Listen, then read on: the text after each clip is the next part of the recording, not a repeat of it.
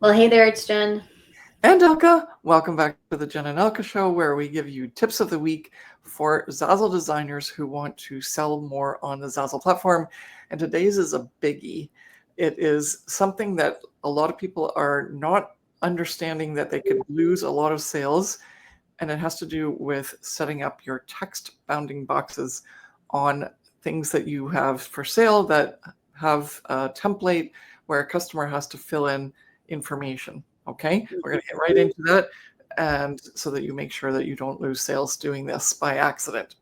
Okay, so we're going to dive into Zazzle here, and I have an invitation open because invitations are most likely the product that you would be putting a lot of text on, like a grouping of text for wedding invitations, bridal shower, baby shower, birthdays, New Year's Eve, holiday cards, all of that stuff. So it's got a lot of text associated with an invitation, and this is where a lot of people make a lot of the big mistakes regarding text bounding boxes and templates. So we're going to add a text box here, and we're just going to, for the purposes of this design tutorial, just put in my name. Please refrain from using my name. My name is Jennifer, and since we came onto the Zazzle platform and became a public eye, everybody started to use my name on Zazzle. I've become famous. Some people have actually used my last name in association with my first name too on business cards. Be original, be inventive. Don't just use my name because I could actually come after you. Do something fun for yourself and be original and creative. All right. So we added the name Jennifer here, and you can see as soon as we put the text down, it creates a text bounding box that's actually within the green lines, which means that we're in the safe zone. If we wanted to make this box or this text bigger, there's a couple components to this tutorial. So let's say we wanted the name Jennifer to be larger, and I'm using the scale button. I can either use the drag and drop button here, tool, make that bigger, or what we could be doing here is doing the scale button here where we want to plus that. So we've got accomplished that the word Jennifer is now larger. However, our text bounding box is over the bleed line, which means that, for example, if I wanted to make this a template and think that this is an okay option for people to change and make their own version of it, and I'm not regarding or remembering the fact that my text bounding boxes are over the bleed line, let's see what happens when I put in the words Jennifer Clark. So I can actually test this design here, and I can now say the words Jennifer Clark, and it's actually going to make it go over the edges of the page. And even if I had a longer name, let's just say Jennifer Dickinson, let's see.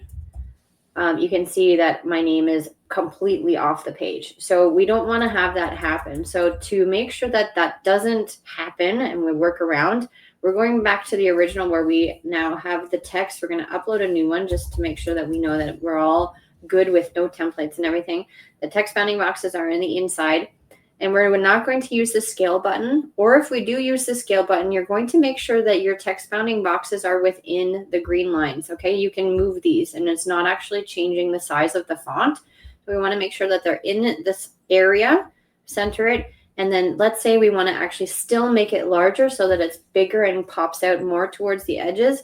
We're going to use the size button here, or the size tool, and we can then input, and hopefully you can see it on my right hand side, input a number that's higher than the number we have right now, and or use the arrow buttons, and the text will change in size, but the text bounding boxes will more or less stay within the same range of where they were in correspondence to the size of the text. Okay, so that means that you don't have any reason to forget or by accident have your text bounding box be over. And also, if you're creating a product that has text and by accident you move over the bleed lines, Zazzle will give you a warning sign, okay, to make sure that say, hey, that's not going to print properly because you're over on the side. So your text bounding boxes are where your text will flow to. So let's say I wanted to now have the word Jennifer be there, and if I wanted to have the possibility for space for people to write their last name, I'm going to make sure that it goes all the way to the edge of where I want it to, but then not have it go past there. So this is giving me the opportunity to still allow people to add more text in there, and it'll be placed within that box and move either down or up based on the anchor point that I have. So I'm going to make sure that it's anchored at the top because I want the text to move down.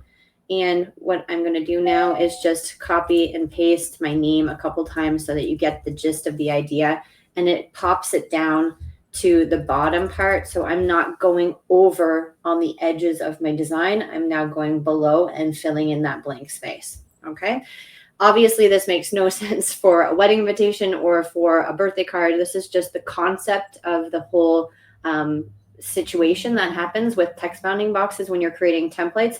You want to be inside the bleed line and have your text bounding box be within the area that you want somebody to be able to customize, but then also give them leeway and some extra area and room to add more information if is necessary. Okay, depending on what design you're creating, if it needs more room or less room based on what the customer will potentially be putting into that text bounding box, customized box, then you will hopefully allow them to add more if they need to. You're just really thinking about what happens with the customer and how they might be potentially customizing the design. And this is the part why you stay till the end. You actually understand and you get the tip. Is when Jen had her name there and her bounding boxes were away, like over top of the bleed line, it didn't give a warning sign because she had enough text that stayed within the bounding boxes that is in your design grid. But even though the text that was in that box, the letters were within the design, like the green lines, but her bounding boxes were actually over. Yeah. So right now, I'll just show it. Right now, it was being able to post for sale, and then I'll let you talk here. But I just wanted to say this is over, but I'm not getting a warning sign. I only get a warning sign if the text actually goes over. Yes.